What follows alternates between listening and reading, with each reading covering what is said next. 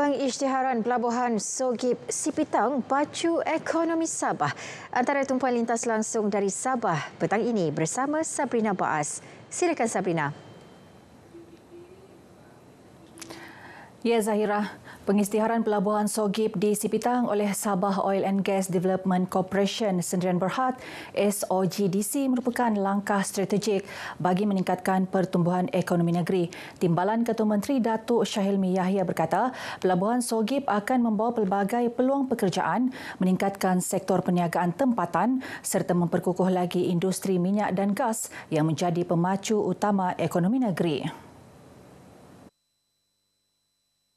Kewujudan Pelabuhan Sogip adalah berikutan pewartaan di bawah Seksyen 3 Enakmen Lembaga Pelabuhan-Pelabuhan Sabah 1981 yang berkuatkuasa mulai 6 November 2024. Datuk Syahilmi menyatakan demikian ketika berucap dalam majlis pengisytiharan rasmi Pelabuhan Sogip di Menara Kinabalu.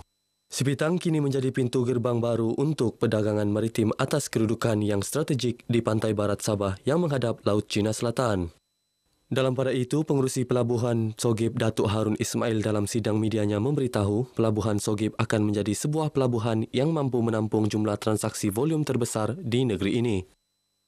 Kita jangkakan dalam 3-4 tahun yang mendatang ni, volume yang akan dikendalikan melalui pelabuhan ini akan menjadi satu volume yang agak besar di Sabah. Berdasarkan kepada pelabur-pelabur yang telah pun menandatangani lease agreement dengan SOGDC. Projek pembangunan Pelabuhan Sogip dijangka siap sepenuhnya dalam tempoh 4 tahun. Turut diadakan majlis menandatangani perjanjian konsesi pelabuhan di antara Lembaga Pelabuhan-Pelabuhan Sabah LPPS, SOGDC dan Sogip Port Sdn Bhd disaksikan Datuk Syahilmi mewakili Ketua Menteri Datuk Seri Panglima Haji Jinor. Sambutan pelbagai perayaan yang diraikan bersama tanpa mengira kaum dan agama menjadi kunci utama kepada keharmonian dan perpaduan rakyat negeri ini. Menteri Sains, Teknologi dan Inovasi Datuk Dr. Muhammad Arifin Muhammad Arif berkata, setiap perayaan wajar diraikan secara bersama dalam semangat toleransi dan saling menghormati antara satu sama lain. Nilai kebersamaan dan perpaduan ini akan membina masyarakat yang bersatu padu dan sejahtera. Datuk Dr. Muhammad Arifin yang juga adun membakut menyatakan demikian kepada pemberita selepas merasmikan Pesta Tanglong sempena Tahun Baru Cina di tapak tamu Anjung Selera Membakut. Inilah wadah untuk menjalin muafakat, keharmonian dan perpaduan di kalangan masyarakat kita. Di Membakut ini juga ada masyarakat Tionghoa dan kita hidup pelbagai kaum di Membakut ini dengan penuh harmoni.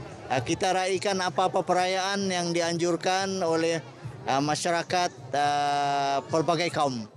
Datuk Dr. Muhammad Arifin berkata, sambutan Tahun Baru Cina di daerah Membakut sentiasa disambut dan diraikan pelbagai kaum dan masyarakat. Ini termasuk pelbagai perayaan lain seperti Christmas, Hari Raya Aidilfitri dan Kaamatan. Pesta Tanglong ini dimeriahkan dengan persembahan tarian singa, persembahan tarian dan pertunjukan bunga api serta gerai jualan. Turut diadakan penyerahan sumbangan kepada 3 buah gereja dan tokong sekitar Membakut. Prospek yang mendapat pelepasan banduan secara lesen PBSL dinasihati tidak terjebak kembali dengan kesalahan lalu serta menghargai peluang kedua dengan membina masa depan lebih baik. Membantu Menteri Pembangunan Perindustrian dan Keusahawanan Datuk Andi Muhammad Suryadi Bandi berkata, prospek juga perlu meneruskan usaha untuk berubah serta memanfaatkan sokongan daripada keluarga, komuniti dan majikan yang sedia membantu untuk bangkit semula. Selain itu, masyarakat juga perlu memainkan peranan dan elakkan stigma negatif terhadap prospek. Harapan kementerian KDN ataupun Jabatan Penjara adalah untuk memastikan prospek-prospek ini dapat second chance dalam kehidupan mereka, dapat peluang pekerjaan dan seterusnya dapat diterima dengan masyarakat. Datuk Muhammad Suryadi menyatakan demikian kepada media selepas program PBSL Ihsan Madani kepulangan yang dinanti sempena Tahun Baharu Cina di Tawau. Sementara itu, Pengarah Penjara Tawau, SCP Hasrul Anwar Hashim berkata, 27 prospek di Tawau telah mendapat pelepasan melalui program PBSL setakat Januari ini. Setakat ni kita terima maklumat daripada atau maklum balas daripada majikan, prospek-prospek yang dilepaskan melalui program ini sangat disiplin dan juga komited dalam melaksanakan apa sahaja pekerjaan-pekerjaan yang telah diberikan pada mereka. SCP Hasrul turut berterima kasih kepada majikan yang bekerjasama dengan Jabatan Penjara untuk bersama-sama memulihkan prospek supaya mereka boleh kembali kepada masyarakat.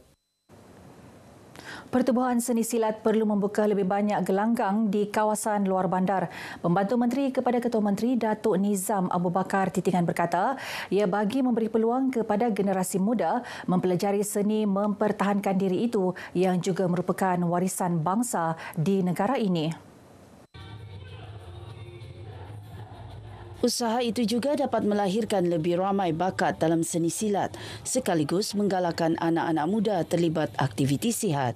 Datuk Nizam yang juga Adun Apas menyatakan demikian dalam Majlis Apresiasi Anugerah Kecemerlangan dan Makan Malam Pertubuhan Seni Silat Gayung Panji Alam Malaysia peringkat negeri serta Majlis Lembaga Waris Beradat Negeri Sabah di Tawau.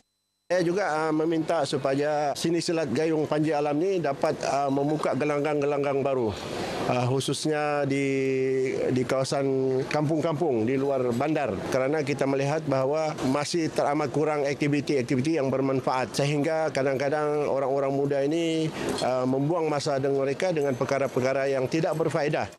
Sehingga kini Pertubuhan Seni Silat Gayung Panji Alam telah melebarkan sayap ke Patani dan Naratiwat Thailand dan juga Mesir. Harapan saya kepada warga Sabah terus dan sentiasa memberikan pada sokongan kepada kami agar seni silat gayung terus berkembang dan melebarkan sayapnya ke seluruh pelosok di setiap kampung desa di seluruh Sabah. Di Sabah, pertubuhan itu mempunyai 4,000 keahlian di 5 cawangannya iaitu Tawau, Sempona, Sandakan, Kota Kinabalu dan Keningau. Bandaraya Kota Kinabalu akan menyambut ulang tahun ke-25 tahun ini. Mayor Bandaraya Kota Kinabalu, Datuk Seri Dr. Sabin Semitah memberitahu pelbagai program diatur Dewan Bandaraya Kota Kinabalu di BKK bagi memeriahkan sambutan itu. Maklumat lanjut orang ramai boleh merujuk laman sesawang rasmi di BKK. Datuk Dr. Sabin ditemui pemberita selepas mengadakan kunjungan hormat terhadap Yang di-Pertuan Negeri Tun Musa Aman di Istana Sri Kinabalu. Kami juga telah memberikan penerangan kepada Tun berkenaan dengan perkembangan Dewan Bandaraya Kota Kinabalu dan juga program-program pembangunan yang sedang dilaksanakan oleh Dewan Bandaraya Kota Kinabalu di sekitar bandaraya. Datuk Dr. Sabin juga memaklumkan Tun Musa akan menghadiri sambutan Jubli Perak Bandaraya Kota Kinabalu yang ke-25. Baik, sekian paparan dari Sabah untuk petang ini. Untuk lebih banyak perkembangan dalam berita wilayah, kembali bersama Zahira. Dari sungai hingga segara, Palestin pasti merdeka. Baik, terima kasih Sabrina.